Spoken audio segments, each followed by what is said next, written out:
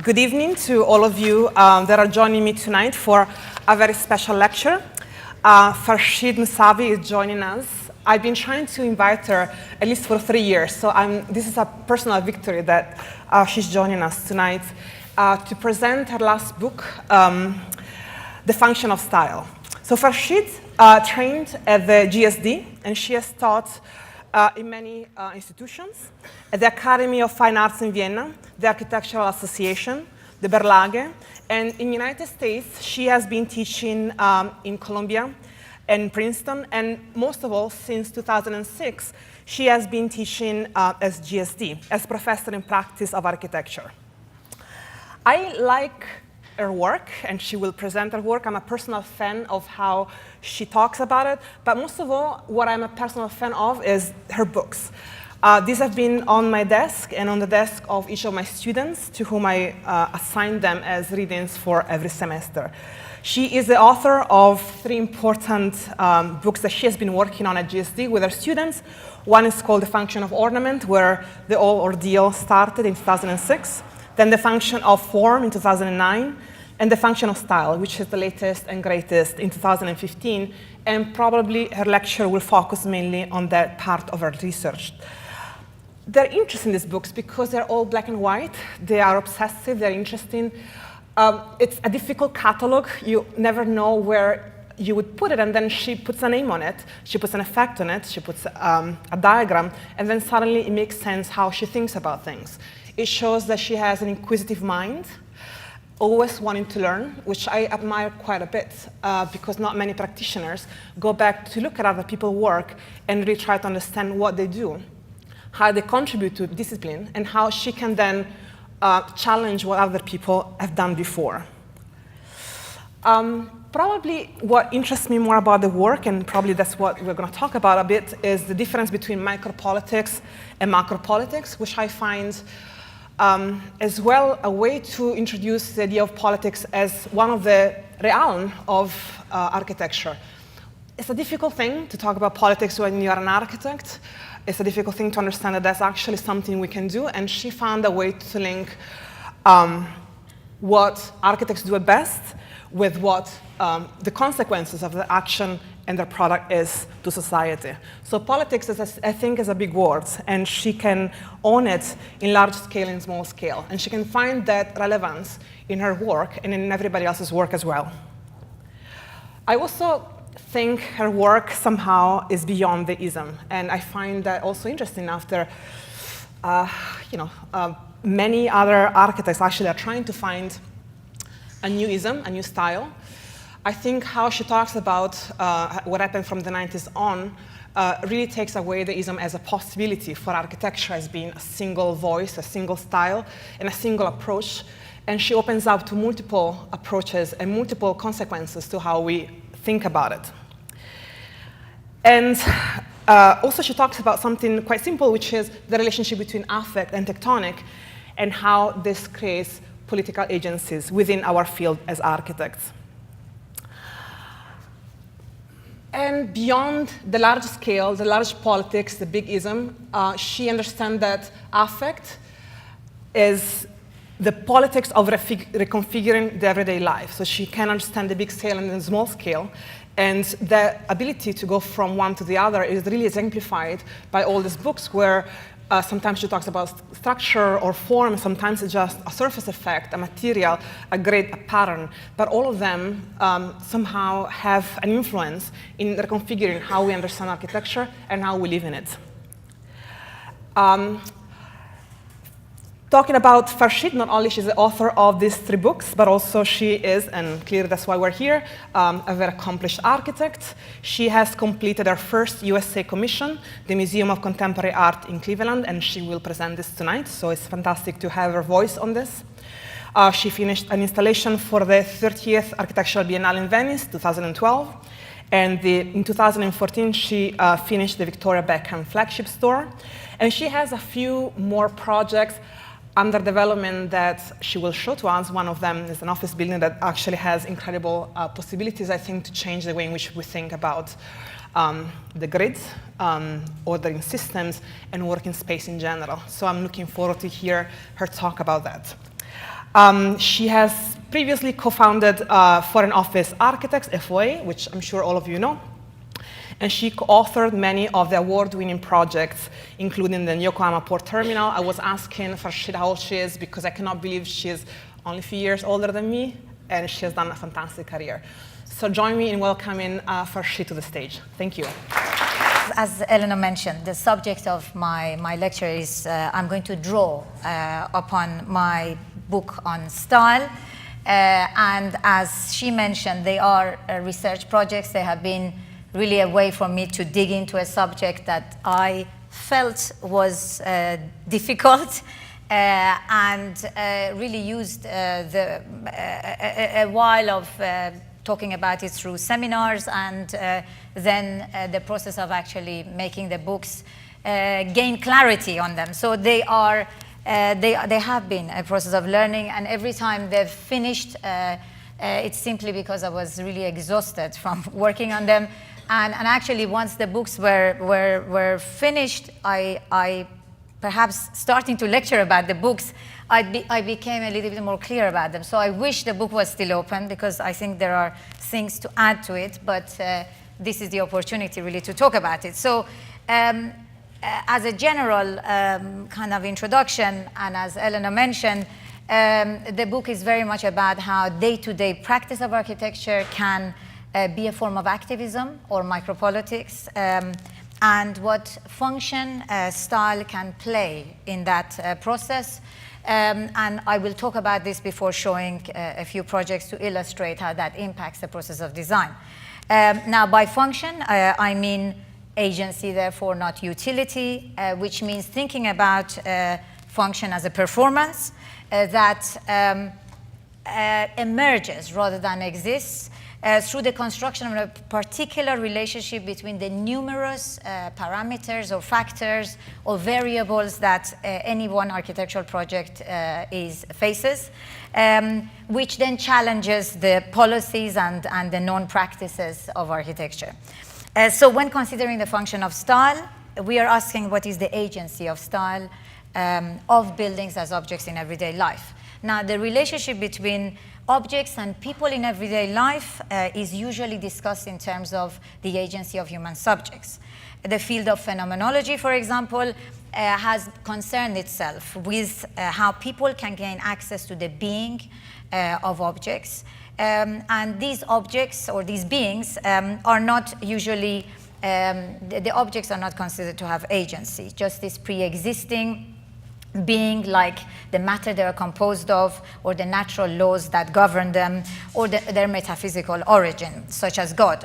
And there is some recent investigation in the field of phenomenology and kind of extensions of it that do question, you know, the kind of the duality between objects and subjects and propose to flatten them, etc. But and I'm thinking of, for example, speculative realism, but they still really think of objects as given without any agency of their own. But of course, the difference between the objects they talk about and buildings is that buildings don't exist as ready-made. They are made through a process by architects and many others, through a process that involves assembling many different elements and factors.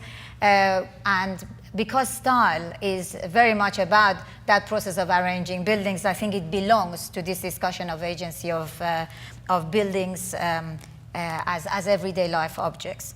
Now, traditionally, style has been the word employed to represent, through the repeated use of certain forms, a narrative external to the actual building, around which architects unite buildings, such as, for example, the personality of its architect or author, a geographical location, or a period of time.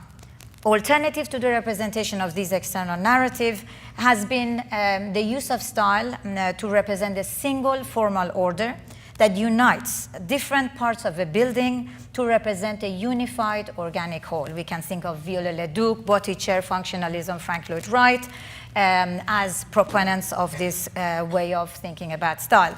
But if this is how we define style, we might be inclined to say that there is no style in contemporary architecture. because it is hard to identify any unifying narrative in this built environment, which is characterized by an immense amount of diversity. But is this diversity really no style, just the product of eclecticism, or for example, the market? Or is the problem that our existing definition of style is too outdated to recognize a coherence that underlies this diversity? Now, since the 1980s, there are three pivotal changes in the way buildings are made and experienced that I think force us to define or look at style differently. Firstly, buildings face many challenges that are separate, distinct, and irreconcilable. They have led to different coefficients for buildings, such as space planning, security, rights of light, fire engineering, sustainability, it goes on, that are often beyond the expertise of the architect, requiring many different specialist consultants to work alongside of the architect. Therefore, the design process has changed from a solo activity of the architect to a team sport involving many others, in which many different coefficients that inform each architectural project are the product of separate and concurrent lines of inquiry during the design process that also unfold at different speeds and bring much unpredictability to the design process. Different building elements, no matter how small or large, are therefore vital forces for the project. There is a potential to them, let's say, to be vital if we let them, some crossing paths with one another and others not, whose ability to address specific concerns would be highly compromised if we follow or adopt this attitude towards style as a single unifying narrative. Secondly, with the advent of the internet, the way architectural ideas are made are very different, since ideas are now shared and circulated worldwide with an astonishing speed, often apprehended unconsciously. And architects are so steeped in each other's ideas and theoretical anxieties that the certainty of what belongs to one person to another actually has disintegrated. And thirdly, again, because of the internet, many of the activities that we would go to buildings to engage with are now happening obviously online, whether reading a book or watching a match or shopping. Therefore, buildings have had to move on and do something different to how these activities are experienced online, which is very much disengaged with space and time. And therefore, they are very uniform, very convenient, but very uniform. Now, to complement this uniformity of and ubiquity of engaging with everyday activities online, buildings must and have already begun to exploit their unique spatio-temporal natures and introduce other and diverse types of encounters between people and those everyday activities. For example, we can look at libraries, and you will see a set of slides with 20th century examples on the left and 21st century on the right.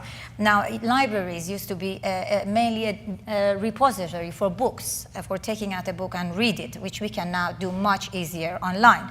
So new libraries have become open and differentiated spaces that encourage diverse types of reading and learning habits and new forms of communication.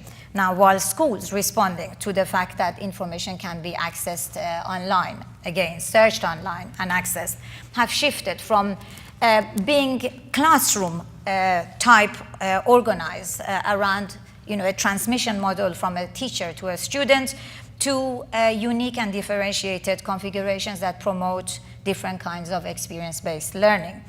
Department stores also, with the rise of e-tailing, have moved on from these hermetic environments whose sole objective is to provide goods to customers, to acting as places where the experience of shopping is site-specific, while offices have moved on also from the one-size-tailorist arrangement to create efficiency to different types of interstitial spaces that encourage, promote knowledge construction through encounters between people in an office building. Now, the agency of buildings, therefore, today, or their ability to act, resides in how their actual presence informs people's experience of their everyday life, and therefore makes a creative contribution towards it. Now, to think of style in relationship to people's everyday life rather than a narrative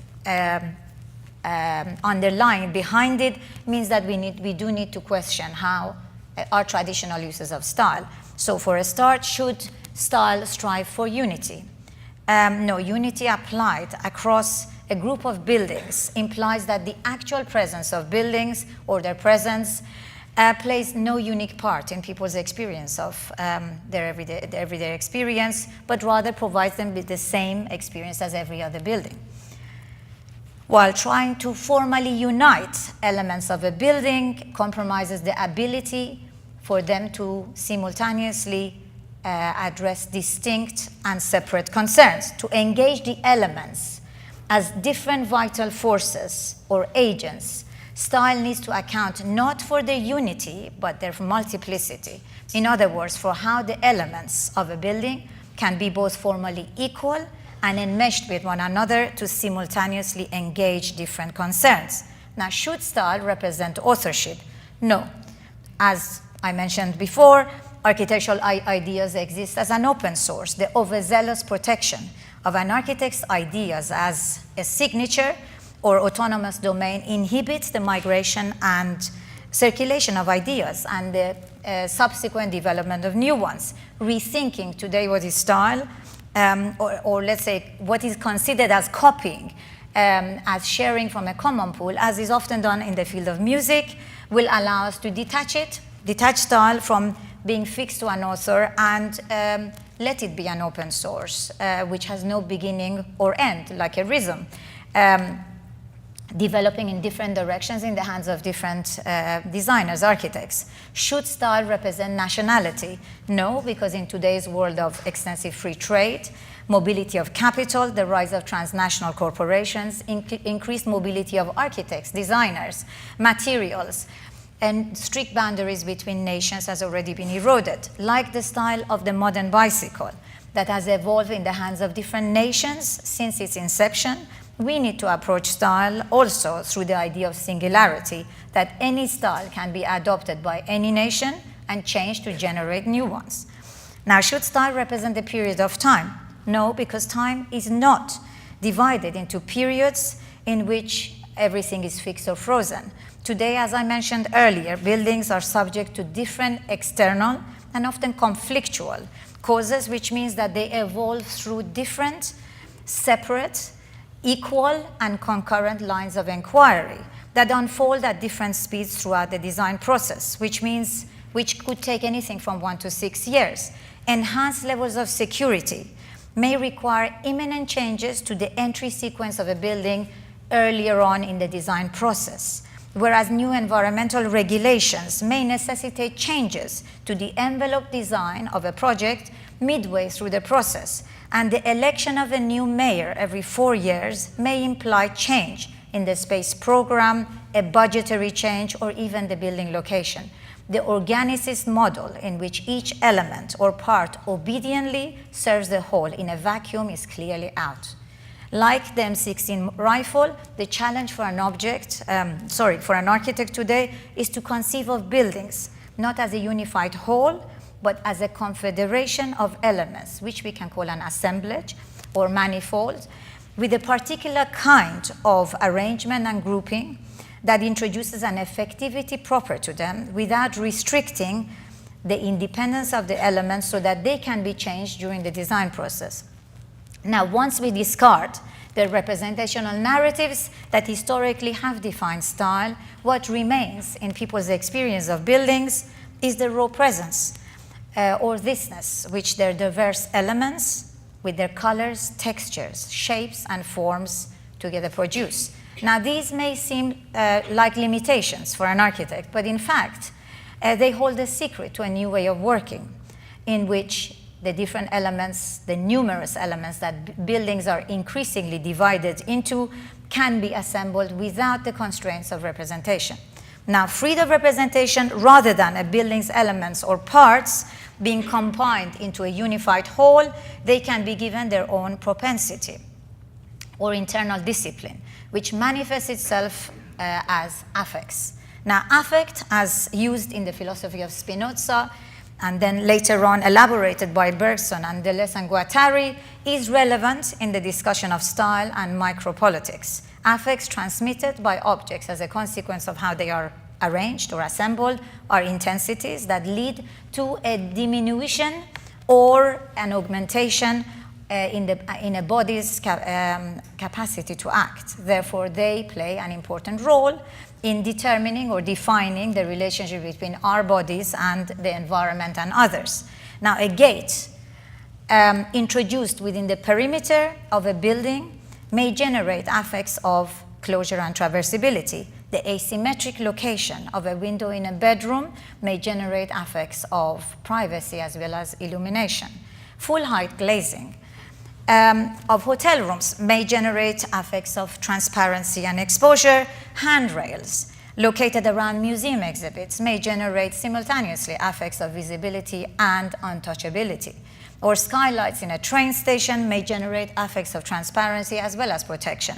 In this new way of working, the question of agency is not what the building style represents, but in what way its affects engage people in their everyday life.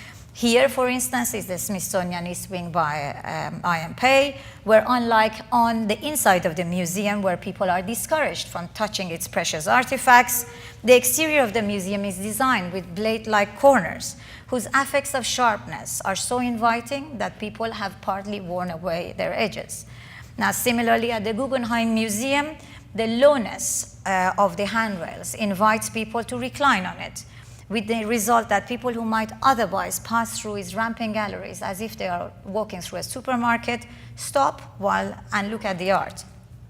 Now, here is a cineplex designed by my previous practice, FOA, with a cluster of affects of reflectivity, glare, and deformation transmitted by its mirror stainless steel rain screen cladding, which means that rather than ignoring the cineplex, as is often the case with such inward-looking buildings, at a couple of points around the building, people systematically stop and salute the building, no matter what sex or age. Now, there is no reason why people should respect this building. This was certainly not part of our brief from our client, nor was it a kind of a cultural response that we hope to evoke. Rather, like the handrails which both of the Guggenheim, which both stop people from falling in and skew the conventions around the act of art encounter, or the walls which both shield the Smithsonian galleries from the elements and free people from the protective separateness which usually characterizes the gallery encounter.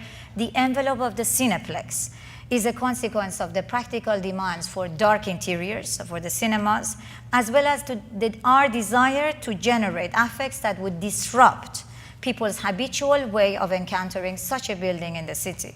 Now, what's going on cannot be either reduced to the agency of the object or the passers-by's subjectivities. It is produced by them together. It is caused through their encounter. Now, the traditional representational approach to style assumes that there is a direct road from the act of looking at the building and the fact of understanding it, which we know doesn't exist. Recognizing that the aesthetic experience or encounter between people and buildings is a co-production brings us closer to a non-anthropocentric conception of agency. That is, trying to diagram this process.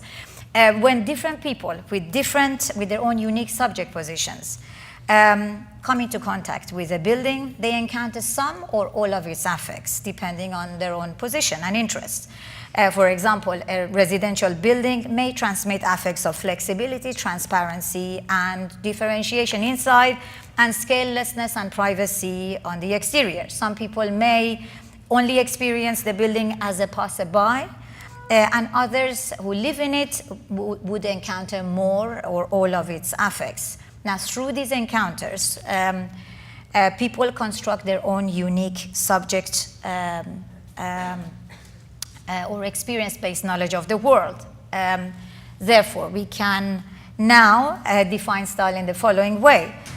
Style is the agency given to the elements of a building through their specific arrangement. It manifests itself as a cluster of affects that spread out from the building and influence the kind of assemblage people will form with it as they take part in their everyday activities, such as residing or working. But the word agency implies a certain freedom existing for the architect to arrange elements differently. How is this possible, given the commercial realities of that an architect works within and the world of sharing ideas that I mentioned, that he or she finds himself in, both of which tend to encourage repetition of the same, leaving perhaps few options obvious. Consider the interior of a cinema, when a certain way of arranging one of its elements, like its seats, is repeated over and over again, a convention emerges. The activity of watching movies in this way, this seating dictates, develops a certain naturalness, so that people begin to watch movies in this building or in this kind of arrangement unthinkingly. Whereas if the convention of the seating arrangement is changed or shifted, then a new presence or style is generated that loosens the traditional relationship between people and the activity of watching movies. Even if it is just for a brief moment, a sense of surprise or possibility or freedom is opened up. But the shift I'm referring to is not like the avant-garde strategies of estrangement, which would aim at subverting or in some way disturbing the relationship between people and the cinema by creating a distance between them and the habit which would constrain them. The shift of conventions that I am referring to requires that you appropriate the conventions rather than negate them in order to produce a new state of awareness about the cinema, a process that requires the creative agency of the architect.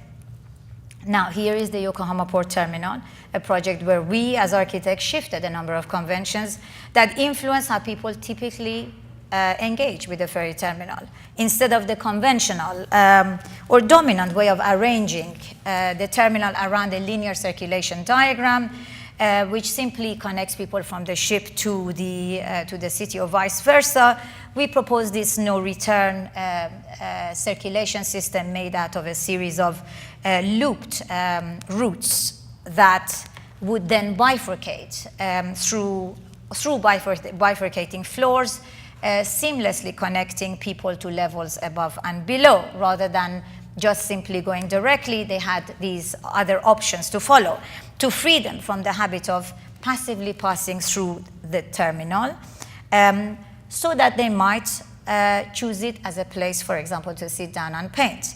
Now, by shifting the convention associated with the building by traveling, therefore, we generated a new presence or style for a ferry terminal that did loosen the building's traditional relationship with traveling and allowed people the freedom to creatively respond to it. Now, the philosopher Jacques Rancière argues that the significance of aesthetics lies in the fact that what can be apprehended by the senses determines the possibilities of participation of individuals in their daily life.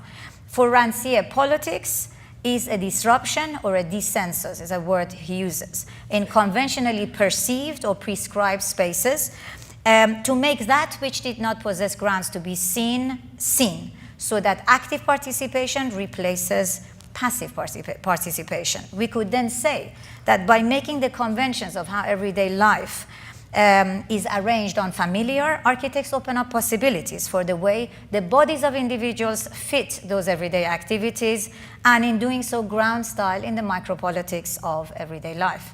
The agency of style, and therefore the efficacy of the architect, is neither to communicate narratives nor about telling people how to live, what's the right or the wrong way to use a terminal or to live in a residential building or to work in offices. It does not have definitive outcomes.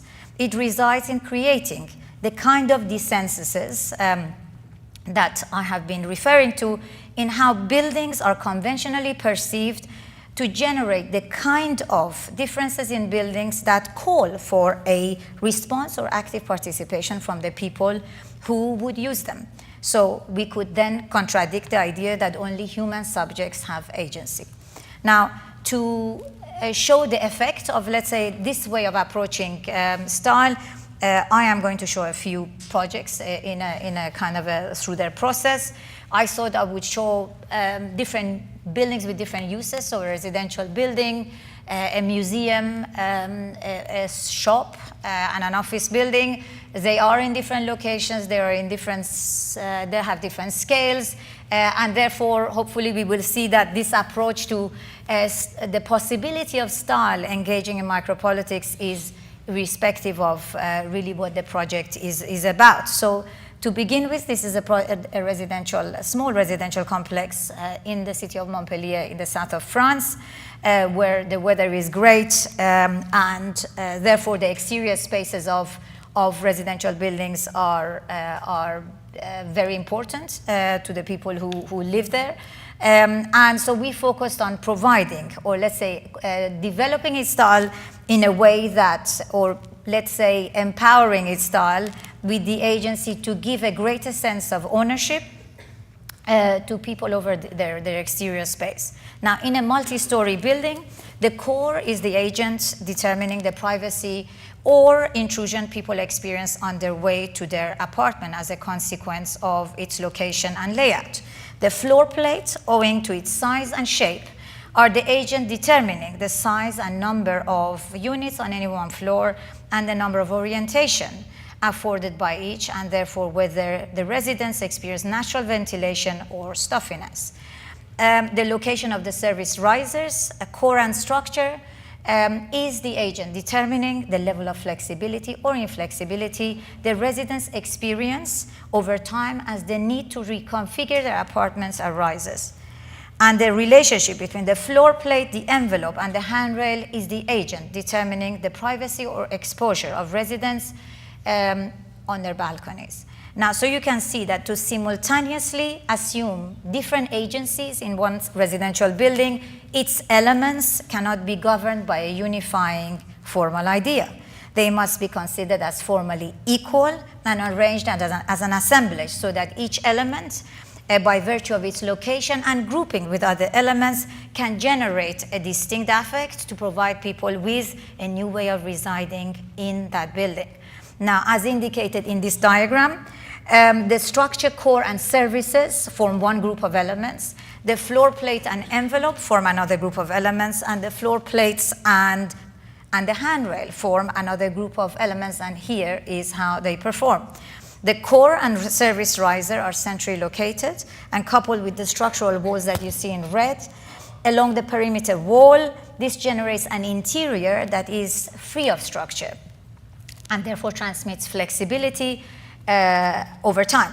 The external envelope is inset, creating this kind of balcony region around the units. The floor plate is small, and therefore it is subdivided only into 4 units, which are all corner units, and therefore they benefit from cross ventilation. Now, since the outdoor spaces that are generated around all of the units would abut each other, it would be usual to introduce dividing walls or screens in between them to introduce privacy to the outdoor spaces. And since these dividing screens usually obstruct the views out, they might be removed and the balconies might be changed, as in the case of these 2 well-known towers, which open up views, the blocked views that would be otherwise the case. But because these balconies are overlooking each other laterally, that becomes a kind of a new issue. It is less of an issue when the plan is circular, as in the case of the Marina Towers. It is slightly a bigger issue in the Aqua Tower because they are linearly aligned and you see more of the balconies of neighbors. There might also be overlooking, from the units that are stacked on top of one another. You can see the neighbor below. A discordance might also exist between actually these balcony shapes and sizes and the interiors. The Marina Towers You get the impression that every unit has its own individual balcony, but in fact, the larger units need 1.5 module, and the dividing screens are there. Now, this kind of balconies also that are curved around rectilinear interiors develops a kind of a discordance between the interior and the exterior. Now, given that I mentioned that the outdoor life is very important in Montpellier's weather, and given the fact that we experience more and more an invasion of our privacy, we did really focus the style of this building around shifting this convention of outdoor spaces that lack privacy. Firstly, the floor plate is pinched, similar to the towers we saw, as a way to eliminate the dividing wall. The floor plate is then curved, as well as the interior, the outline of the interior, in order to make the corner balconies flow around the corner. Then the interior and if you like, the floor plate are shifted relative to one another, so that the position of the balconies no longer allow overlooking from one neighbor to another. You see the blue lines are 180 degrees views out, and they never go inside the neighboring units. So they produce balconies like this, where you have quite a big vista, but never into your neighbor. Now, in order to reduce overlooking downwards or vertically, the position of the balconies are shifted from one floor to another, so they would not be simply stacked. So you see the kind of shift, give you this impression that the floor is kind of rotating, but actually the vertical walls are going up vertically, very simply, so is the core. It's really the balcony positions that shift. So they develop also a variety in position, in size, in shape to the outdoor spaces, as well as their views, the views that they afford from them out. It also doubles the distance between the balconies in section, so that the overlooking that would otherwise be experienced if they are simply stacked reduces, because the balcony immediately down is actually 2 floors down. Now, to minimize views down even further, the handrail is mobilized as an agent relative to the balconies that are visible 2 floors down. Now, a condition that is found, if you can just imagine it there, and a condition that is found along the red lines of some of the balconies, which means that those areas of those handrails of those balconies need to provide a gradient of privacy. Now, in a residential building, the handrail normally has 2 very contradictory roles to play. It needs to allow maximum views out and minimum views in to the balconies from the exterior. And here we were introducing a third one, which is to minimize views downwards to the balconies below.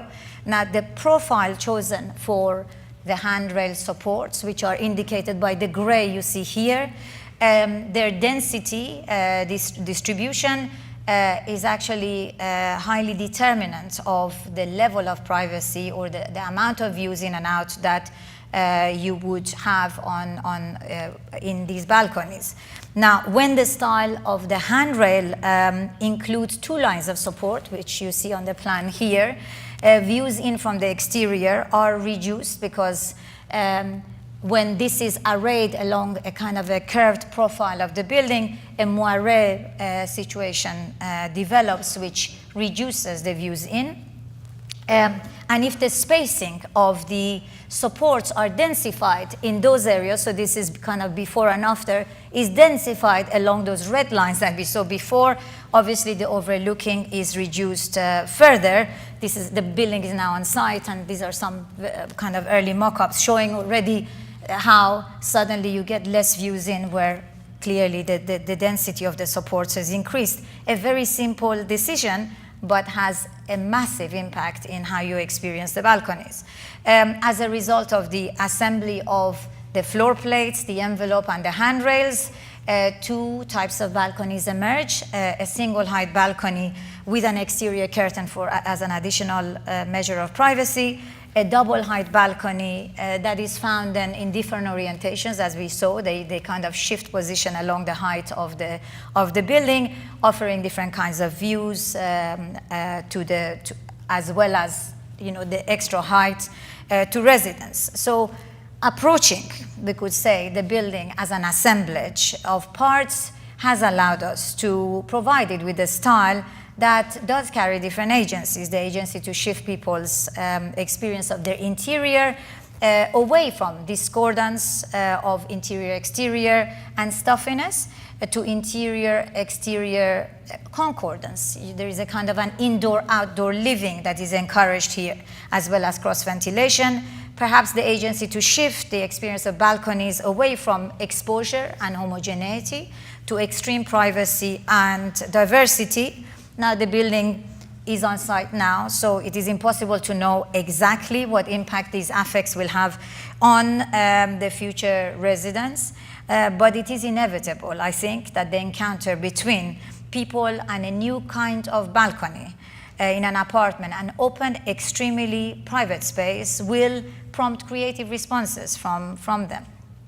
Now, style of museums can also call for active participation from the people who use them. Now, the primary practical concern for contemporary art museums is, as I'm sure you know, is flexibility of the galleries to display changing exhibitions. Now, the White Cube Gallery has become the model to follow, which provides this maximum flexibility, but because of its total separation from the rest of the museum, as well as the exterior, it is self-contained, separated from daily life, and transmits neutrality, atemporality, and acontextuality. These are different White Cube galleries in different museums, but they could be really anywhere, and all of them could be one building. Now, as the museum exterior is disconnected from the experience of the galleries, it has prompted architects to design. There is literally also perhaps an obligation to design interesting exteriors that are obviously going to be separate from what happens in the galleries themselves. And then critics have come out to explain this through various narratives, in this case, sails and spinnakers, that in themselves may be very interesting, but I'm not really sure if they have anything to do with art itself. Now, meanwhile, the rest of the museum, given that the galleries are sealed away, is devoid also of art, despite the fact that the space may be spectacular. Now, we try to really struggle or engage with these issues of contemporary art museums and shift the convention from both the decorated shed that represents an external narrative outside and a neutral White Cube inside, as well as the museum as a kind of a unified whole. Now, instead, it is designed to be both coherent and a complex of elements that together act as different agents in people's experience of going to see art, as well as just the general museum experience. The envelope and the main stair, as you see in this diagram, are the primary agents, but these in themselves are made out of smaller elements. We could call them smaller agencies. Darwin would say that. The smaller elements of the envelope are its shape, its entrance, its rain screen cladding, its fireproof paint and structure, as well as its windows. And we try to really mobilize all of these individually as well as together. Now, its shape, generated through a compact hexagonal footprint, rises to a rectangular roof. This allowed us to locate the building on the corner of its triangular site and generate a plaza next to it, where the museum events could spill out onto in good weather. Now, this shape, which was second closest, let's say, to a circle, which would best fit the corner, provided also 5 different entrances for the building, which we then try to activate or use as a way to imagine the entry floor being subdivided in many different ways over time, all of these spaces being able to have their own distinct, dedicated entrance from the plaza, from the exterior. So all of the interior, these are different, let's say, scenarios of the entry floor. The ambition here is that all of the museum spaces, and not just the main gallery, is embedded with flexibility to be reconfigured in different times over time. Sometimes the spaces can be used for events, and at other times for art. There is a lot of art that doesn't need to be in a totally environmentally controlled space and can easily spill out of the main gallery. Now, this space, for example, on the entry floor next to the plaza is assembled with movable shelving, so that during the day it is the museum store, and at night it transforms to a performance art space in a very simple way. Now, the envelope's shape is designed to act together with its construction layers to generate surprising experiences. Its exterior vented rain screen is assembled with black mirror stainless steel, pressed in the middle to create this kind of oil can effect and arranged diagonally around the corners. It generates a specific phenomenal quality. It is both absorptive and reflective.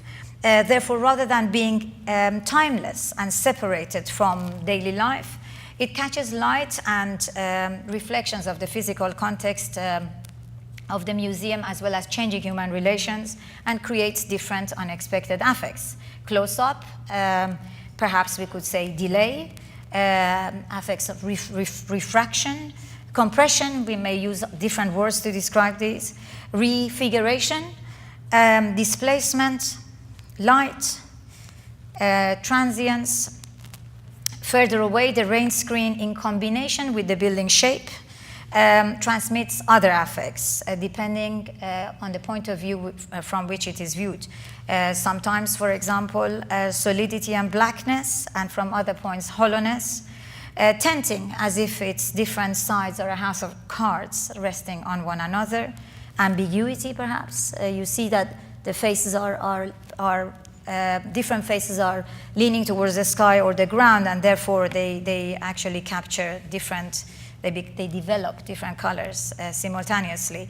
So the agency of the building, we could say, doesn't rely on representing anything external to itself, but in fact in being relational or dialogic with its context. Now, inside, the structural steel decking is another small element of its assemblage that, again, we've tried to give agency to. It is painted, it is exposed, so there is no internal lining to the structure. It is painted in yellow fire-resistant paint.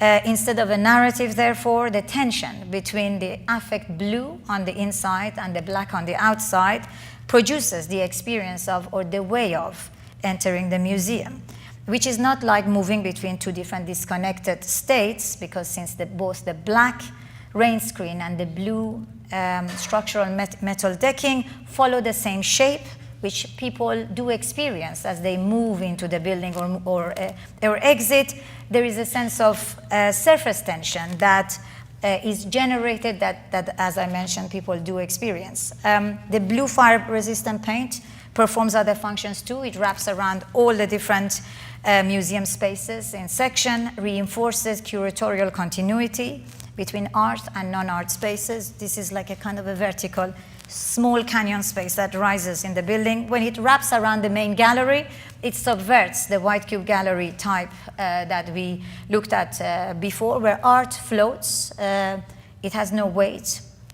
The contrast between the dark blue ceiling of the main gallery at Mocha and the light floors and the walls generates an inversion of the gallery interior as exterior, in which the ceiling transmits a skylight affect of boundlessness. And the space below transmits an affect of weight due to its brightness compared to the ceiling. and therefore art doesn't float in the same way as before. When there is no natural light, the dark blue ceiling over the main galleries generates an illusion that the inside is outside, and certainly the weight is kind of on the artwork. Here are portraits of the members of the public on the first opening day. A strong feeling, I think, comes across in these images of an enhanced engagement with the arts. I think no one can say that these people are distracted because they are not in a white cube type of gallery. The walls of the main gallery are, of course, temporary. They are sometimes used to block natural light, and sometimes when the sense of boundlessness of the ceiling is more active, perhaps, and perhaps the space is more passive. Other times, the arrangement of the walls reveal the perimeter blue wall, and natural light flows in, and here space becomes more active, engaging with the art. Now, finally, MoCA's windows are another small element or agent of its assemblage. They're arranged in long strips, as you see here, irrespective of the floors, location of the floors inside, diagonally orientated, following the orientation of the rain screen cladding.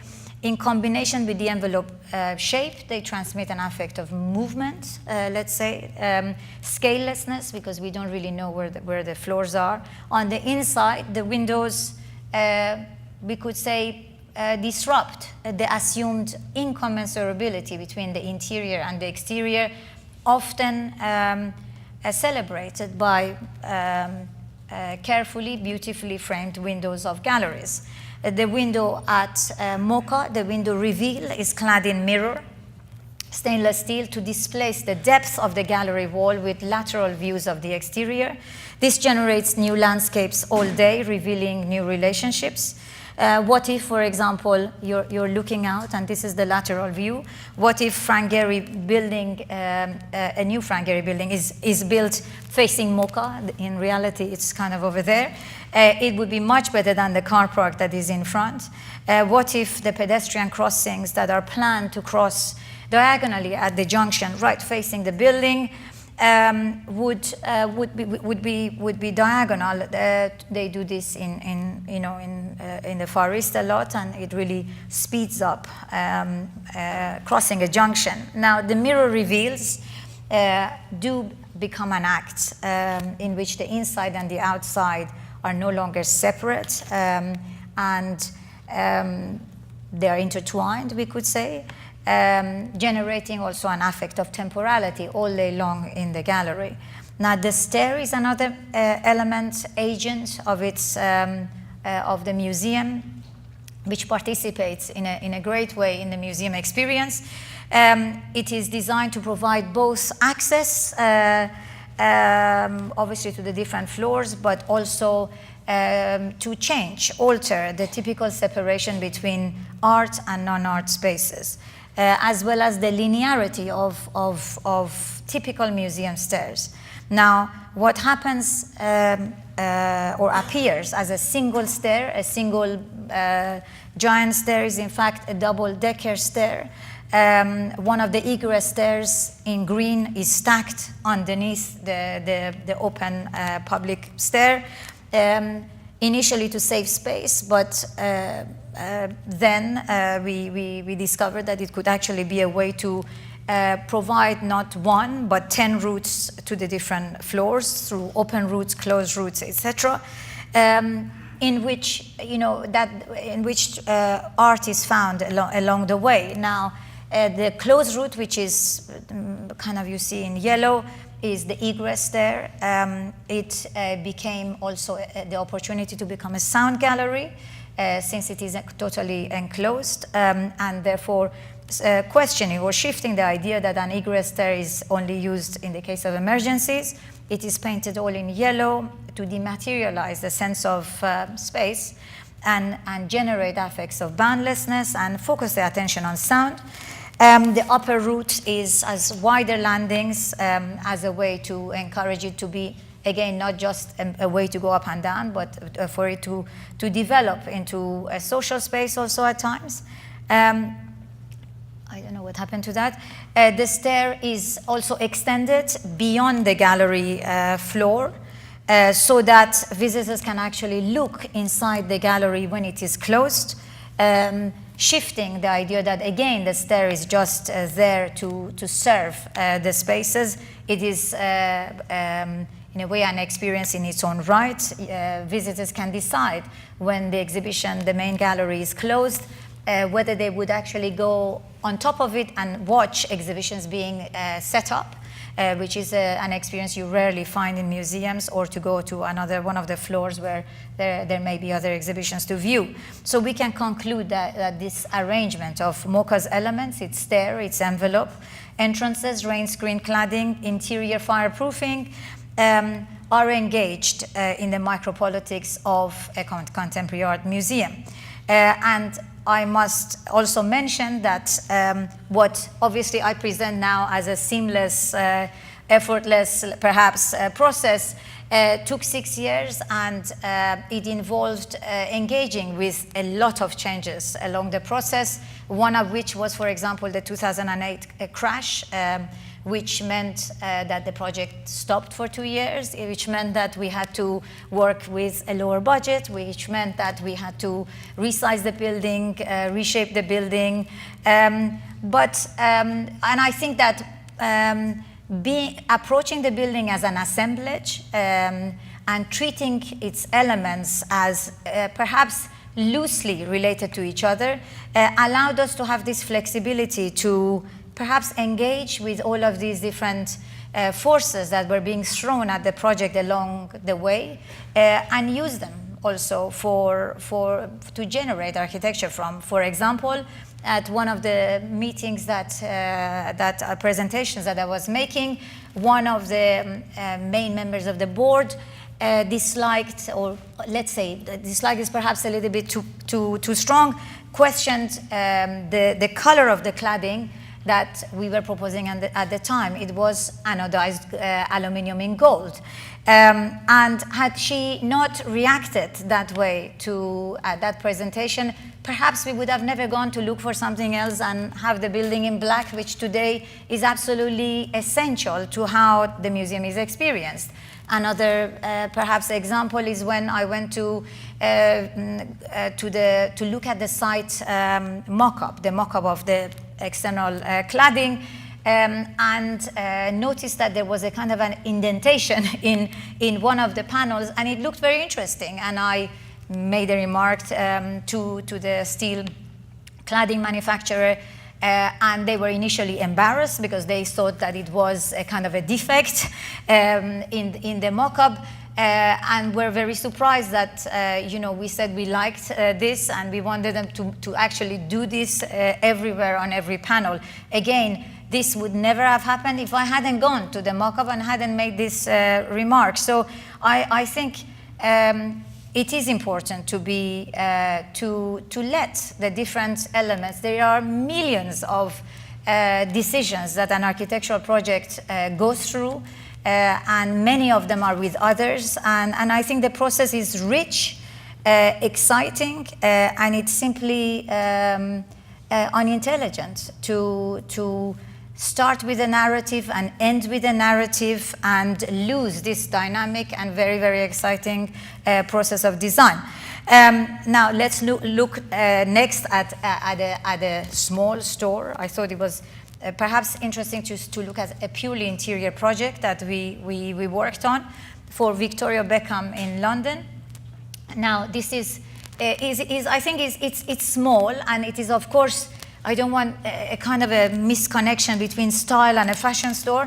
I think it is important because well, shops now are under a lot of pressure to physical stores of knowing what they should do with their customers, because most of them trade online very successfully. So here we were presented with this dilemma of how could the style or arrangement of a shop made out of floors, made out of stairs, ceilings, some display furniture, provide a site-specific experience for people who would go there, who would want, and make them want to go there. Now, the shop front is usually arranged as a display space, which is separate, distinct, disconnected from the interior, most of them. The interior focuses on providing choice, usually, like a market. Display systems are usually fixed. And therefore transmit permanence, predictability over time. Why would you want to go to this same shop again? Now, to shift customers' experience away from these conventions, we try to assemble the different elements of the store, work them together, consider them together with people's perception as material to work with, and generate a variety of different experiential moments, let's say, that would invite different types of interaction in time and in space between people and the store. Now, the shop front is designed as a simple window, partially in glass and partially in concrete. With no merchandise on display, so that it would co-function with the space behind and activate the sense of the store more like a gallery and less like a market. When customers approach it, the concrete part slides and surprises people that it is actually not a window, but a door. Behind it, they find the accessory wall for handbags, which were required there. Now, in order to change the perception of this space over time, the long shelves are designed to be retractable. Perhaps a simple thing to do, but it allows the store to vary the number of shelves and handbags on displays, or to completely remove them to allow the space to be converted into an event space. Now, the ceiling is clad in mirror, so that it would draw customers to the top of the handbags, which in fact are kind of reflected on it, and are often the most, let's say, interesting, the top of the handbags. And to create a virtual double of the space, people are engaged in trying to work out exactly where the ceiling line is. And it is this process of engagement that we have tried to amplify throughout the store. Now, two staircases connect the levels above and below. Their opening is arranged intentionally smaller than the actual stairs themselves, which means that they acquire a partial ceiling over them, the stairs, which are clad in mirror, and therefore show everything upside down. It alters people's perception of the staircase, because they have to actually work out where they can walk, and not everywhere they have a headroom. The stair is a kind of a room of its own, in which accessories, clothing, different artworks are displayed over time. Meanwhile, the ceiling of the upper floor, which you just about see in this image to the right, is designed with a different kind of ceiling, a lightweight concrete covered ceiling, which we can clearly say it's a kind of an appropriation of ceilings that you find often in galleries and of modern art museums, but here shifted to function differently. It conceals the mechanical services and the electrical, but it also acts as a display system. It shifts the actual clothing display units that are fixed to the floor to a hung system that can be moved to different locations, like in walls of a gallery, or entirely removed to convert the store into an event space again.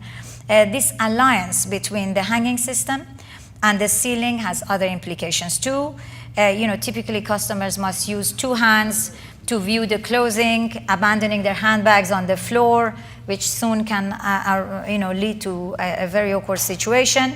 Now, the chain system allows you to rotate the clothing 360 degrees with one hand while you hang on to your handbag with the other. It transmits playfulness and interactivity, challenging the convention of the shop as simply as a place where you go and kind of look at choices. Other elements in the store are the counters. They are made in mirror stainless steel, again, as a way to not treat them as objects that are floating, as to kind of see them integrated and immersed in reflections of other elements in the store that surround them. Other elements that in a way engage in this play of creating a site-specific shopping experience are the seats throughout the store. They're made out of these triangular units that can be combined in different ways, moved around the store, to create different kind of situations. So when you go to the store over time, something that you have come to take for granted, the usual displays and the focus on choice, they start to lose their ground. You have to find what the shop is and how you need to behave in it. Now, finally, we can look at this office building in London, which we are working on. It's at a different stage. We are still developing the interiors. I'm going to be showing only the exterior now. The building is on Fenchurch Street in the eastern cluster of the City of London, where it's an area that focuses on or promotes urban synergy, knowledge spillover between insurance companies that are very closely located next to each other, formally or informally. So the space in between buildings or the public realm is very relevant. It is very charged. It is of interest. Now, this raised the question for us, how should an office building articulate its presence as an object of encounter for passers-by, for whom the practical functions of the interior is simply not of concern. Most mid-rise buildings right next door to our site are stepped in section as a way to disguise their scale from the street level. But we soon kind of realized that there is no need to disguise their scale. Fenchurch Street is a continuously bending street and very narrow, which means that the mass of the building is only seen when you are very nearby it and only partially. So our massing strategy is a simple extrusion. So the element that then gains agency in shaping people's experience of the building is the curtain wall of the building, and that is what has driven perhaps the distance of the project so far. Now, conventionally, curtain walls are made to be very transparent as a way to disappear, perhaps, except that they never disappear because they're made out of horizontal joints, vertical joints, caps, mullions that are always darker than the glass, and therefore this grid appears on them. And not only perhaps the grid is not the right affect to give to the contemporary workplace today, but the curtain wall simply doesn't disappear. During the day, the glass curtain wall is reflective, which is meant to integrate the presence of the building in its context by mirroring it, but instead we could say it also generates a sense of anonymity or disappearance, which we try to avoid. We wanted to shift the presence of the building away from these conventions of efficiency, anonymity, disappearance, which are simply not desirable in the 21st century workplace. Rather than assembling its curtain wall with flat pieces of glass, we have assembled it with concave pieces of glass of different sizes. As you see on this ground floor plan, initially as a way to meet the irregularities of the site, but also to generate variety in people's experience of the building as they move around it. The glass panels are designed to be assembled together with a structurally glazed reveal, which means that there is no mullion or any metal seen in between the glass panels. There is only a shadow between the glass concave pieces. Instead of simply mirroring the context, therefore, the fluted curtain wall that emerges compresses reflections of the context into each one of its flutes and repeats it, generates an entirely different image of the context. In order to simplify the color and tonal range of the reflections of the context into a subtle gradation of tones, the glass will be frit in black, or will be frit to appear black, similar to black glass that was used by painters in the 18th and the 19th century to turn from from geometric optics to physiological optics. The black frit will not only reduce the tonality of reflections, but it will also absorb the dark shadow revealed in between the glass panels and give the impression or the illusion that there is a kind of a continuous image in front of you. The tighter the fluting, the finer will be the grain of the image. And therefore, the variation of the curtain wall, as well as the simplicity of its extruded shape, will hopefully be at odds with its neighbors, which we saw are steps, and therefore the building will gain presence in its context. Its serrated edge will be another feature of it that will emphasize or distinguish it against the sky and invite perhaps the focus upwards.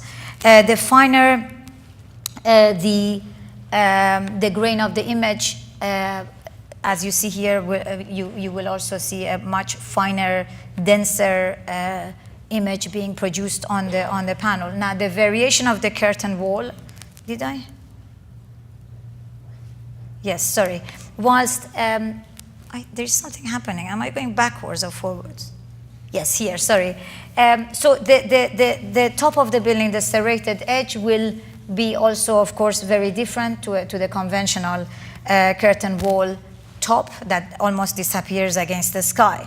Now, perhaps we could say that the cluster of affects of presence and multiplicity that emerges through the curtain wall, verticality, again through its fluting, serration, perhaps, of the top, and fluidity, perhaps, of the images that generate are or will be very different to rigidity, stepping, stacking, flatness, absence, uniformity that would be experienced otherwise if we were to adopt a flat curtain wall. Now, this affective break will surprise people and invite them to engage with the building to make sense of it. On the interior, we have just a small bit that we've worked already on the interior. The structural frame of a mid-rise tower, which we are working with, is normally at 9 meters span. This provides a huge challenge for office partitioning when required. They're very large. They are, as you see here.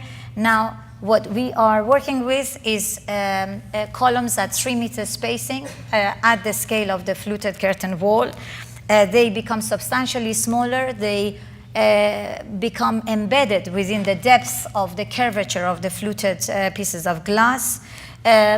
They will also make it much easier for partitioning to occur if required. Now, there are other, let's say, experiential benefits of following this strategy. Instead of the typical large columns that you see here on the exterior, these are obviously diagrams, the presence of the columns are almost disappear behind the shadow reveals behind the pieces of glass. Looked frontally, they will appear when you look at it oblique. Along street views, the depth of the columns will appear and they will interrupt views in. The center of the glass, which are marked in red, are the areas of each glass where you will see, as you approach the building on the oblique almost always, you will see into the interior. With this in mind, the black frits that I mentioned earlier will be gradated. It will be densest at, this is half of one of the glass panels, it will be densest at the edge of each glass, behind which there would be a column which would interrupt your views in any way.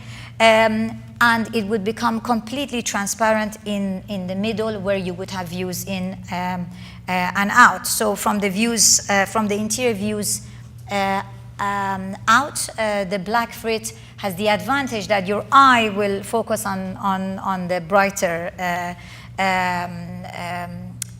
or lighter colors and will see through the black frit, whereas obviously from the outside, what we have been trying to achieve is to disguise the floor plates, to disguise the scale of the building, to take away also during the day the clutter that appears usually through office buildings to generate a sense of verticality to the building, to make it perhaps appear or feel taller because it is a mid-rise building surrounded by much taller buildings, transmit verticality. Now, in contrast to the dark vertical shadows that appear because of these dense areas of the frit at each end of each one of the flutes, the floors will obviously recede somehow. They will appear less by the day. Therefore, the space between the passers-by and the curtain wall will be constantly active. It will change depending on how light moves, etc., how you move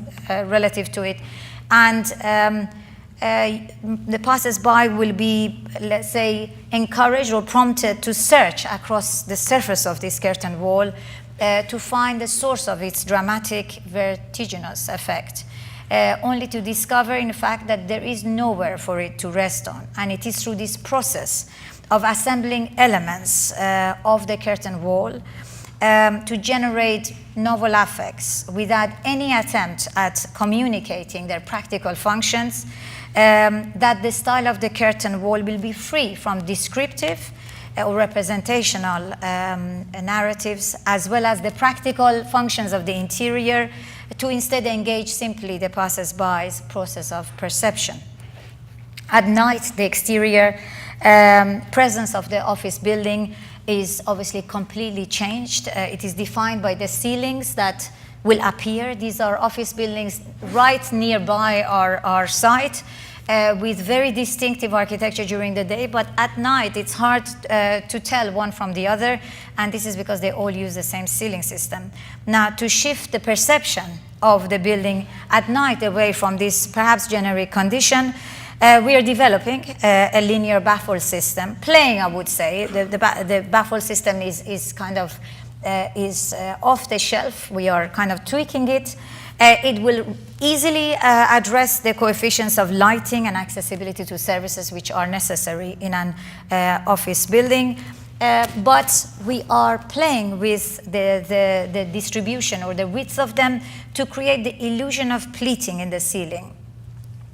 So that the ceiling would not appear flat and would transmit perhaps rhythm or movement, will produce a kind of a unique kind of space for the work, for the offices. Now, from the exterior looking up, therefore, this is not a rendering as you see, it's a kind of a diagram of what would happen. Looking up at the ceiling at night, the conjunction between the horizontals of the floor plates, which are obviously somehow scalloped, and the diagonals of the ceiling will generate an entirely new form, which is quite different to how it would be experienced during the day. Now, we couldn't predetermine this. It couldn't have arrived out of a narrative we would know or decide on or project on the building to begin with. We had to find it during the process. Now, as I mentioned, the project is ongoing, but I think it illustrates already how style of an office building too can become a fertile ground for engaging the micropolitics of, for example, an office building. Now, this is kind of the end of the projects. I wanted to illustrate the impact of this non-representational approach to style on the process of design. I think there is one thing that I mentioned at the beginning that we should go back to again, which is how would, if we would define style differently, how would it allow us now to see or how might we discover a kind of a coherence underlying the diversity that we see in contemporary architecture? Now, because I believe that this approach to style is not something that only we at FMA are interested in, I think it belongs to a kind of an entire generation. I think the work of the 90s until now have consciously or unconsciously, a lot of them embraced this approach to style. Now, the style book, to illustrate or to reveal, let's say, this coherence, brings together projects from two time frames, from the early 20th century, simply not to see this period of the 90s until now as isolated, but as actually rooted in earlier times too, or being interested or being engaged in earlier ideas. and also the period from the 90s until now. It highlights the similarities in the way they're arranged. Now, these projects at first glance might not appear as very similar, but they are drawn all in grayscale, as intentionally as a way to take away the superficial differences. And by superficial, I don't mean uninteresting, but not relevant to this process of perhaps arranging the elements relative to the kind of everyday uses of a building. These are, for example, colors and textures. And similarities in organization are preferenced or made more apparent as a result of this. Now, to highlight that the style of these buildings are intimately bound in the question of everyday, rather than the representation of particular narrative, the projects are grouped according to the everyday activities that they host: working, residential, shopping, viewing exhibitions, etc. Now, by identifying the differences and shifts between architects, projects by different architects, for example, these pairings, it becomes apparent that the sharing of ideas have been claimed as a domain of freedom, which is internal to the discipline of architecture, like an open source, not for copying, but for creating something new. So these pairs of projects are similar, but they are not the same. And the differences are where our attention should shift to. This involves appropriating conventions of arrangement establishing by other architects, by other projects, questioning them, shifting them. For example, here there are two education buildings that use structural perimeter walls as a way to liberate the classrooms of any structure, but they do this very differently. We can think about this as the census, or making something new to appear in the encounter between people and their everyday life. This is another one of another pairing that involves one of our own projects, the Mies van der Rohe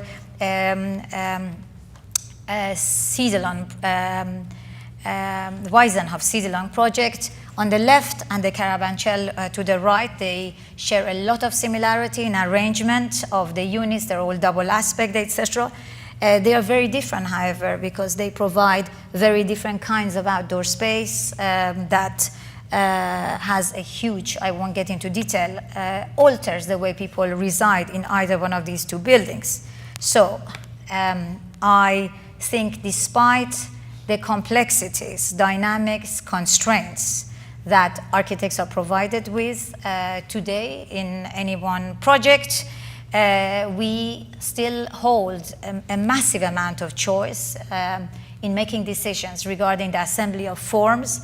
And this is precisely where I think our agency is, and this is where buildings as objects can be given agency in people's experience of them every day. Thank you.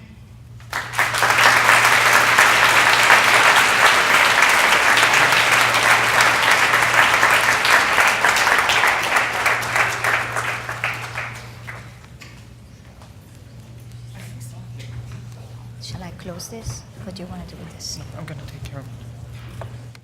Sorry, I don't know how long it took.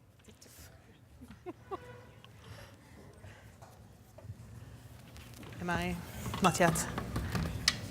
Am I supposed to see this? Am I supposed to see this? Yeah, it's just a couple of pictures. It's No, not, what I'm saying is that I'll have to then turn. I think, yes. Can you watch it from here? Okay. Well, first of all, I think it was a fantastic delivery. I'm really glad all my students could hear Farshid speaking today about style.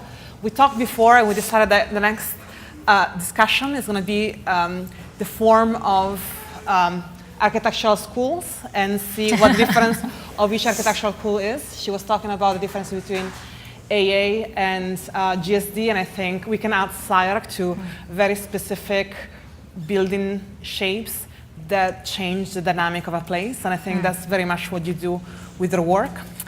So we'll keep this quick because I think the lecture was exhaustive and I think fantastic. Exhaustive in the sense that really was talking about all the topics that we're thinking about. That's maybe a question for you. When we talk about experience, which is something you don't talk about, actually you don't say it's experience. You talk about agency and you talk about architecture, but then I'm actually wondering if what we're talking about is audience in many ways, and the relationship between architecture and audience. Is that actually what is the hidden conversation? I also, just for your own enjoyment tonight, I chose only thematic images of artists that deal with Easter somehow. Today is Easter Monday, and so everything you will see here somehow has something to do with it. So this is an artist called Patricia Piccinini. It's called Curious Thomas. She calls this work of art still nature, although I think it's very much a tableau vivant. It's the kind of engagement between an audience and an artifact, and that engagement that is called experience is part of the way in which she pictures the world. And I think tableau vivant somehow are that art work that allow the theatrical experience. Somehow there is always a moment in theater when you think, I can go up the stage and be part of it. And that's what I think makes some experience theatrical, and that creates a division between audience and the subject. But I do think that somehow the work that you are talking about has that quality and that experience of the touching of Curious Thomas. Now, what is that moment of experience of the audience is really what we're talking about. There are lots of things in what you're saying. I mean, I would rather not use the word audience, because though there are different kinds of theaters and some of them do encourage the audience to participate, audience generally implies a kind of a passiveness. There is something that is produced and you're going there to watch. I think what I'm trying to, and really this is something that perhaps has become more clear to me with the latest book, but it's been ongoing since the Ornament book. It's important to talk about buildings in relationship to people. And this discussion of, let's say, affect or experience is part of bringing that on board and acknowledging that the thing is not an end in itself, and you're not also doing it for yourself for the sake of exploring some new digital technology. But at the same time, I think part of my interest has been to really examine this dynamic situation, space between the people who experience buildings and buildings. And as I mentioned during the lecture, you know, architects produce these platforms, if you like, which are very specific and do provide the basis from which certain experience will spring from. But I don't think we determine those experiences. You know, people go to the same park and do different things, and people will go into the museum and do different things. And I think it's important to accept that, and then to kind of focus on the areas where you do have influence, with an awareness of that certain possibilities may emerge through them when people become part of it. It's not easy, but I think to speak about architecture by itself is kind of missing the point, because most buildings, unless they are, I don't know any building that is not made for some kind of use, but you could say a temporary pavilion perhaps could be given no use designation, but in a way even that, I would say, ends up always having some kind of way of using it, even if it is simply to move through it. So I think we are saying the same thing, but I would prefer not the word audience. But, okay, I'll take that. But users, No, people. I promise you, all the images are Eastern related, so that's the egg image tonight. I looked at 3 books and I was thinking, what is the next book of Farshid? And so I gave my interpretation, The Function of Finish, which clearly would not be the next book you do, but somehow looking at your lectures and listening to them, it seems like something about finish becomes quite important in your projects. Although you talk about components and pieces and program, then there is always the moment of surprise when somebody encounters the building that has a lot to do with the coloration of the building, the transparency, the position of the joints, the mirroring effect, how panels come together with a little crimple that makes the reflection somehow different. So somehow I think the work really relies on literal architecture, what architecture usually does, and then folds a bit, one piece of it, so that somehow something unexpected happens. And that tension between the literal, what we know as being architecture and the unexpectedness of a detail is really relying on the finish the most. Am I right? I talk about this as the thisness of buildings. The what? Thisness. Thisness. Their, the thingness. Okay. I think finish, my concern with finish would be that we only think of things as being surface deep. And, buildings, our experience of buildings are both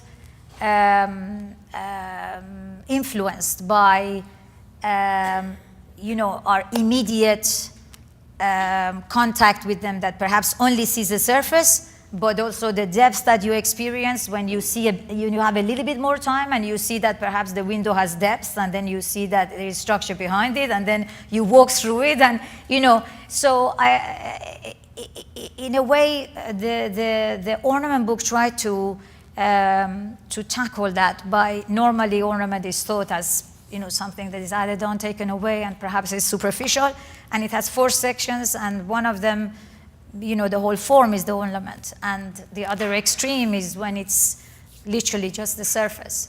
So I think we are saying the same thing, but I would not call it finish. I would say the thingliness or the everything, because we do have and put a lot of ideas in buildings, but ultimately what delivers them, it's their kind of their thingliness of them, or their thisness, or their physicality, and I think that's probably what you're talking about as finish. Yeah, I guess finish is not just something superficial. Somewhat, I think, is what is possible to perceive.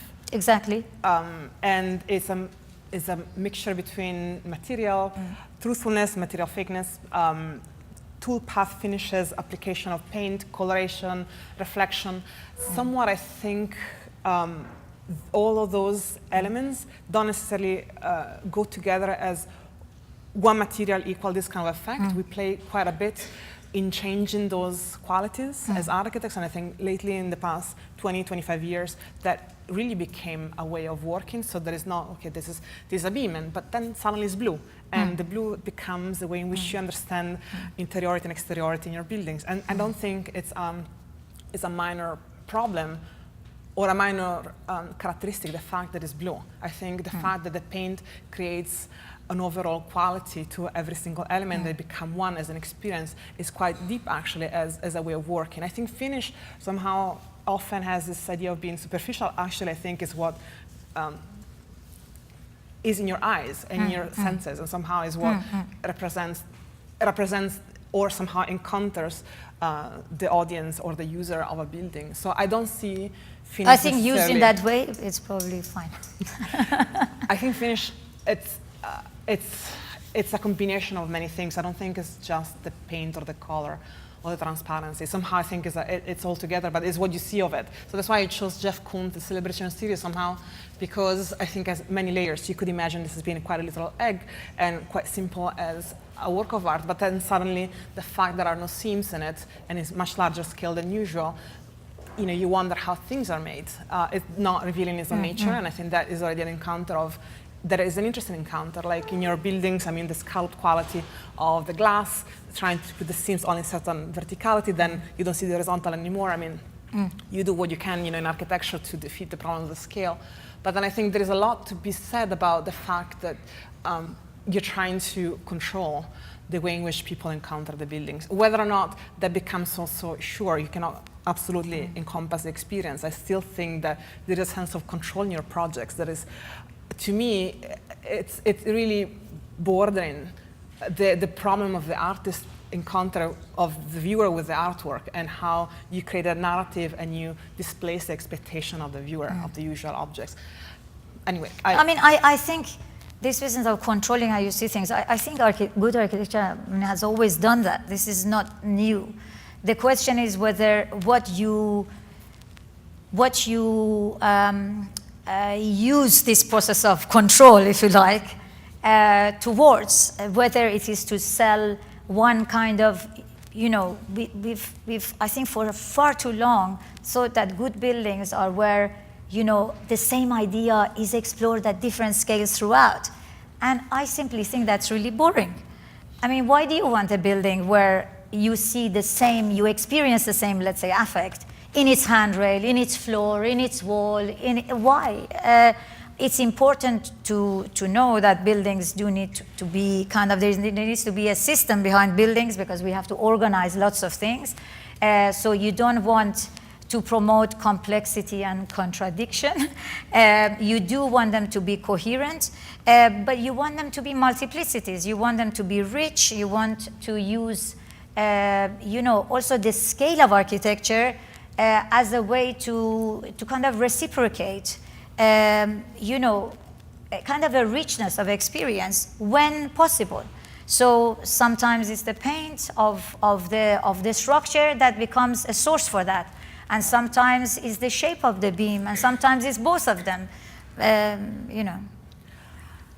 I'll go to the second phase, which I think is another thing that I like quite a bit about the work, is that you talk about components and elements in a pretty straightforward way as being what we do as architects, is composing things that sometimes are off the shelf and sometimes we modify. And somehow it seems like your architecture doesn't have the same envy of art in a way that you accept the relationship between parts and whole. Whereas I think the theatricality of a piece like this one, that is Anish Kapoor, and that somehow is a skill of architecture, has a quality of being ever-changing. It's an alive piece of sculpture that you could imagine being something that architects would like to achieve, the lack of tectonic somehow. So you actually are completely experiential.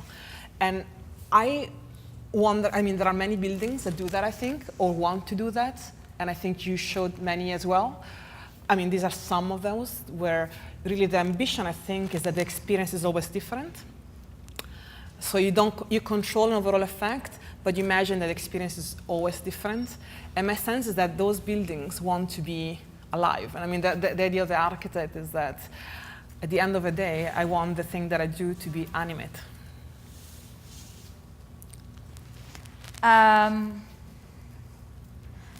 You want the building to be active in its context. And you can do that in different ways. I think most architects want building to engage, influence, whether it's the way they are sited, or whether the way people would move through them, etc. I think the idea of building being active is probably nothing new.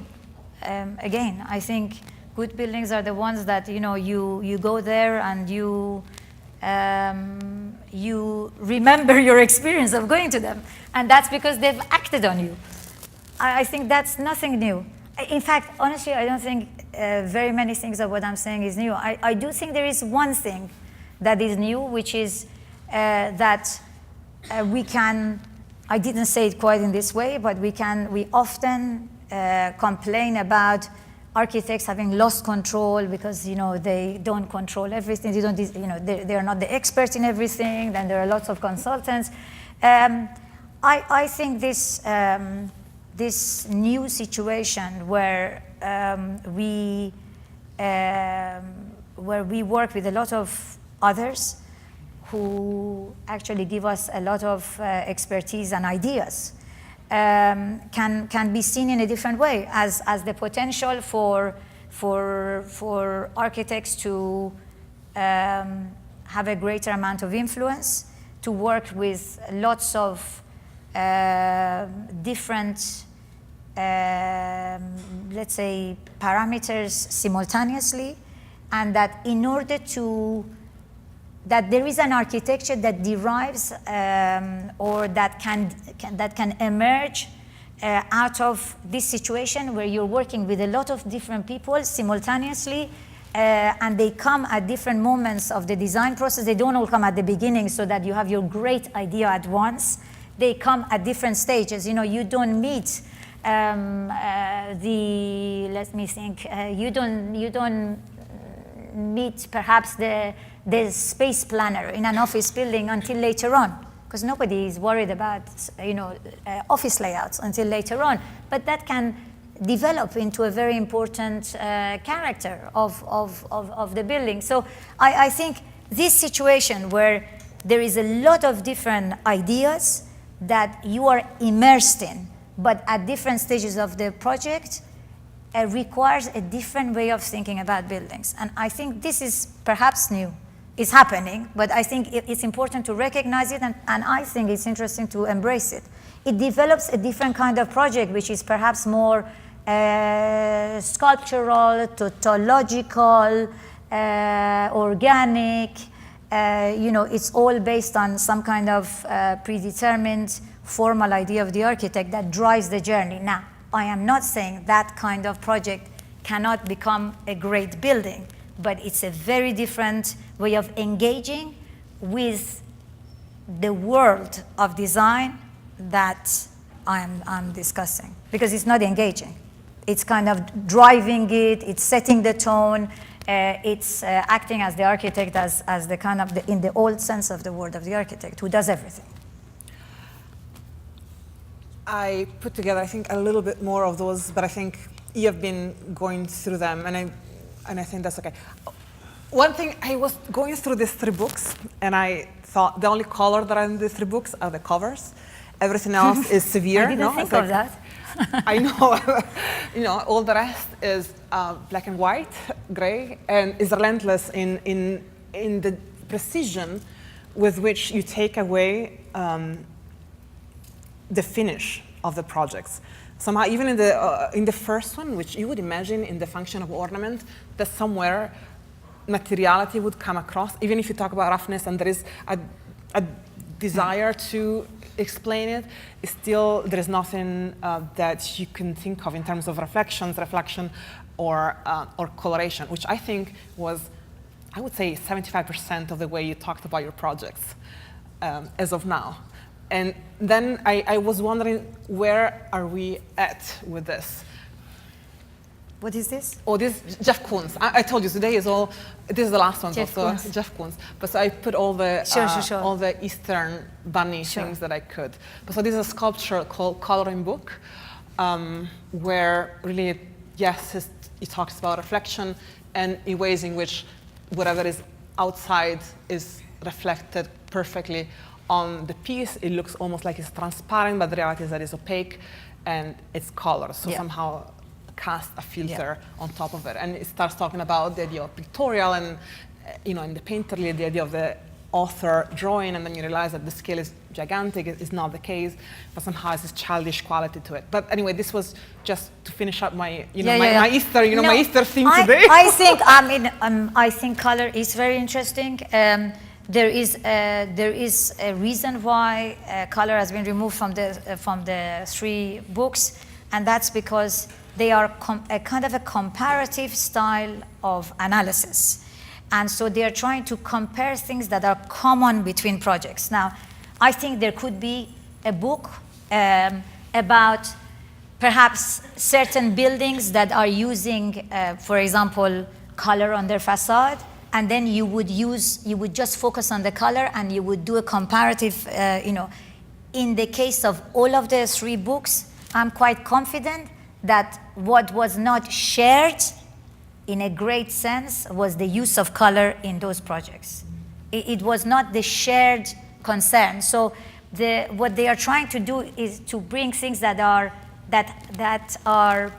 very similar, or projects that share things, whether it's about organization of facades, or whether it's about the organization of a structural system, etc. and in order to really highlight their differences. So I can imagine that there could be a kind of a mini history of buildings that have used frit. Then you would focus on showing frit. There could be a mini history of facades that have used color. There could be a mini history of glass buildings, and then you would of course bring in that kind of information that is crucial to what is being compared.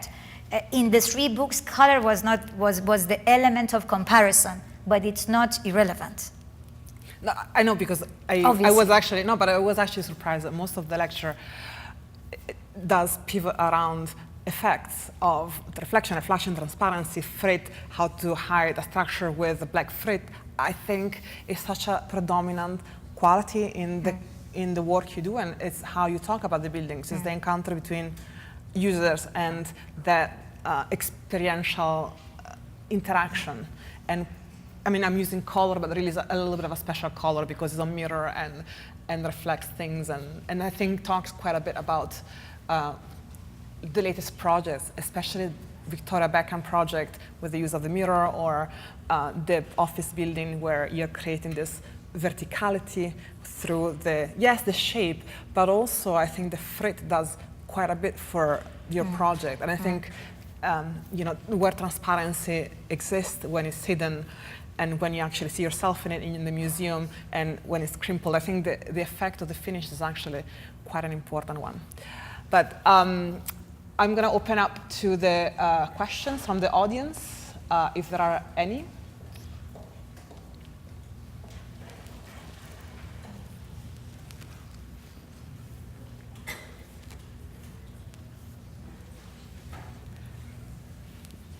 None.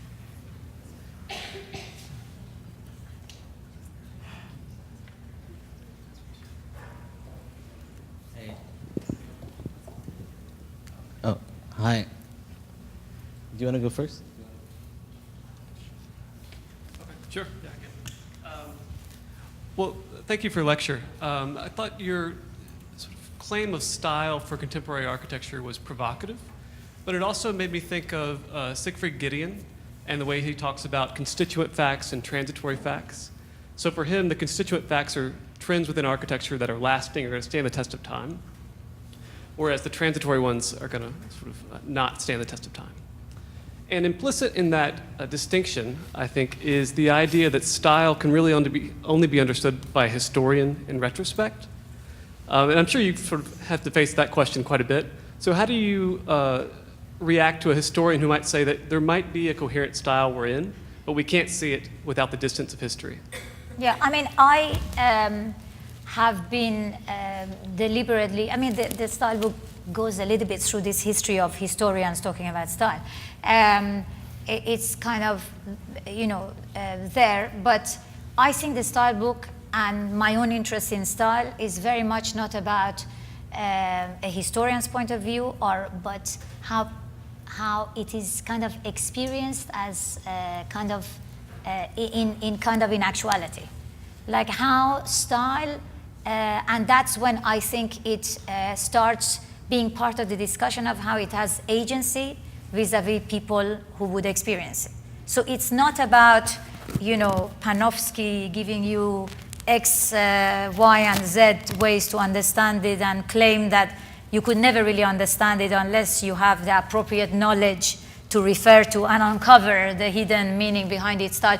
This is not a historian's point of view. I think there are always many, many different readings that you can apply to any one thing or building. I think it's important for style is relevant and important because it can be a useful way to describe actually what architects do.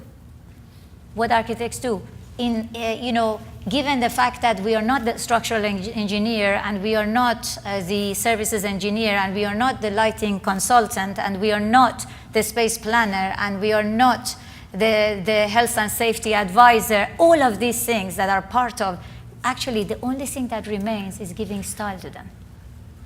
And I think we better give intelligence to this discussion because most of the times, not when we are at school and we still claim that, and actually we have to, because at school you don't have the engineers working with you, you have to do everything, unfortunately. Or let's say you have to go through the training of knowing enough about them so that when you go out there, you're able to engage with all these different people. I think a lot of the times we, at least in kind of practice situation, architects go and try to justify the relevance or the interest of this building because it's sustainable, whatever, because it uses this and that, because its structure is safe, and they are all parts of buildings and are very important, but what we really do is to articulate or decide the dynamics that is generated through all of this. Imagine, let me try to give a be more clear. Imagine an architectural competition, and the same 5 or 10 architects get the same brief. All of them have to comply with the brief. All of them have to make sure the building is safe, is structural, is within the budget, it has this and that. But they come with 5 or 10 different ways of arranging it. That's that. And what it does is, this is not superficial. If you really see it absolutely ingrained with what that building is rooted in, which is kind of ways of everyday uses, you see that you can start seeing style as almost another way could be is about giving different visions, providing different visions for a series of dynamics that are supposed to occur in a certain location. So imagine the Lloyd's building in London as an office building and its visions of the workplace. It's very different to St. Mary's Axe, Swiss Re, but another building nearby. It has an entirely different vision of the workplace. And they are all working with engineering, they're all working with space planning, they all had a budget, and what really determines their differences, I think, is style. And there are buildings that I would say they are kind of non-representational, and they don't fall into that kind of trap of trying to excuse or justify themselves through external associations. Hi, thank you for the lecture and the talk. Huge fan of yours, and I think there could be a million questions that I'm sure all your answers to would be interesting. But I want to touch on something Elena brought up in the beginning, which is politics. And the books that you've had, or ornament, style, and function, are all topics that have historically had a place within the architectural discourse. And so it's extensive studies on things that have been looked at or discussed previously. And I wonder if you ever think about maybe trying to have a bias, the function of something that you think of, or something that maybe you have a bias towards, to bring the discussion towards you rather than the discourse as a whole. So something that's a little bit more introspective than retrospective. Doesn't interest me. Sorry. I mean, just because I'm not interested in doing architecture for me. I mean, I am very interested in being an architect, but I think I do see architecture as being about things outside of itself. And things outside of itself are part of, what goes around us. And it cannot be that it's only something that is of interest to me. I would be very surprised. Or perhaps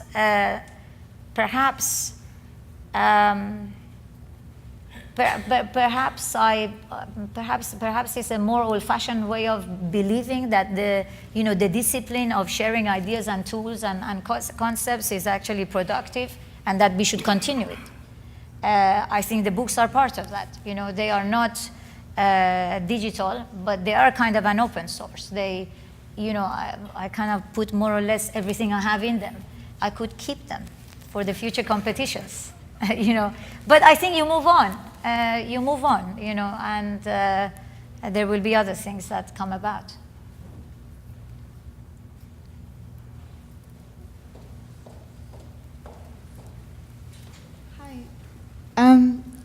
Throughout the lectures, I was really engaged in the concept of intention. So with the housing project, you had a set intention for privacy, and through the high level of control of the effects of all of these different agents in the design, you were able to achieve a higher level of privacy. But I was wondering if you were interested in using style to actually change the intention of a certain program, as if like a museum could be used beyond education and probably introduce another intention into the design, so that it could probably introduce new intentions, like that could revolutionize the way in which we perceive programs, so that they can go beyond art conventional ideas of their intentions, so that a museum could actually include privacy or other ideas of. I mean, I think it's a very good question. One thing that I should say is that what I say about the projects now are after the fact. So none of these the story of the project can only be told at the end of the project. So if, for example, the Victoria Beckham project, only once it's finished, perhaps when it first finished, it was just finishing and they wanted some kind of space, but I don't think it was so clear what the significance of the store was. It's only by really kind of thinking about it, with having some distance, that it's perhaps, despite its smallness, its power is the fact that it has shifted this model of the store away from the market, and it's more like a gallery. Really, there wasn't that clarity during the process, because I'm personally not interested in that clarity, because what I think can be a productive way to drive the project is discovering what that clarity could be. If you have the clarity, then the journey is dead of discovery.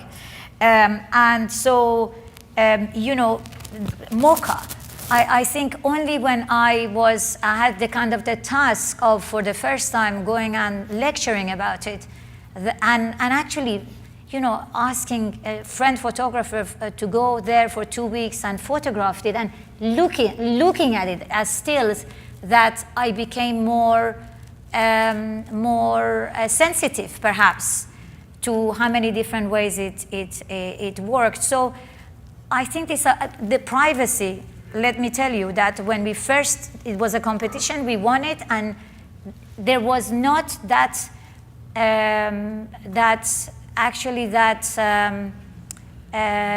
sensitivity or awareness that the potential to this form was privacy.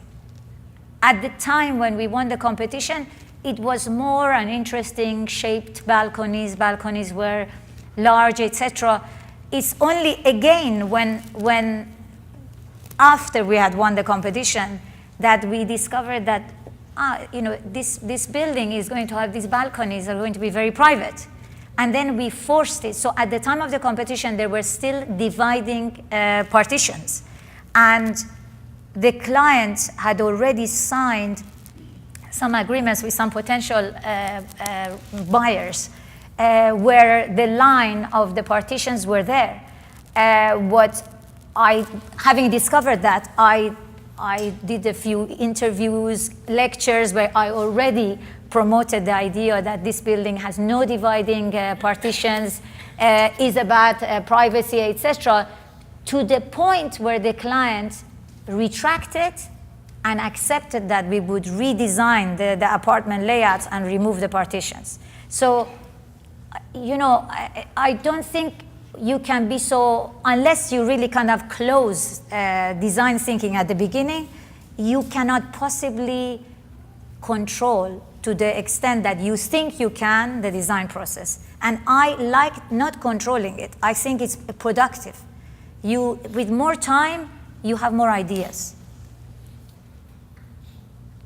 I haven't exactly read, but it would make me go on in another line to answer your other question, which was how to think of buildings doing other things. I think you can. Yokohama is like that. Yokohama is a ferry terminal, but you know, it's much more a public space than a ferry terminal. It's much more successful as a public space, it's much more populated by citizens for the use of it as a public space than a ferry terminal. You can do that. Great. So if this is the last question, no more questions. I see another question. Eva. Okay, the last one. First of all, Elena, love the images. They're super cute. Second of all, Farshid, thank you so much for the lecture. I wanted to ask you specifically about your thoughts on the role of, I guess, the economy and development in architecture. It seems that something you've brought up again and again is the fact that once you let go of the, I guess, the publication of the project, once you let go of the actual built project, it's the role of the community and the users or the audience to really imbue that built project with meaning and come up with new ways to use it, right? So that's a development of time. It's a development of culture. So as this, in the last 10 years, we've had more and more architects take on the role of money as into their firms. Do you think that's something that is valuable for us to try to do? Do you think that's something we should get rid of altogether? Do you think style can be scaled up to something like a development? Or is it micro? Well, architecture works with money all the time. Smaller or bigger budgets. So I think, you know, architects can decide to become developers. But it doesn't mean that the building doesn't need architecture. And it will need style. I mean, I think it's different. It's different whether the architect, you know, confines herself or himself in being the architect or becomes also the promoter, the developer as well. I mean, that's a possibility, and I think some architects have gone that way. I'm not sure if that's so interesting. Also because, frankly, there is already so much to do. You know, it takes an enormous amount of effort. I mean, to be an architect, you also need to be a team, and you need to be an office, which in itself is a business. I mean, do you really want, I mean, I struggle already with that. I'm not really sure whether I want to get into doing business plans for the kind of the financial setup of a building and take on the responsibility. You know, it's another expertise. It is actually really another expertise which I don't have. I simply don't have, and I think most architects don't. So if you go into the area of learning about those stuff and you're interested, why not? But I don't think, you know, as a client, you can, of course, influence more where money is spent and whatever. But really, this is what I'm talking about is architecture, I think, is their respect of the budget. It will be different when the budget is this or that. But I don't think it will empower you more.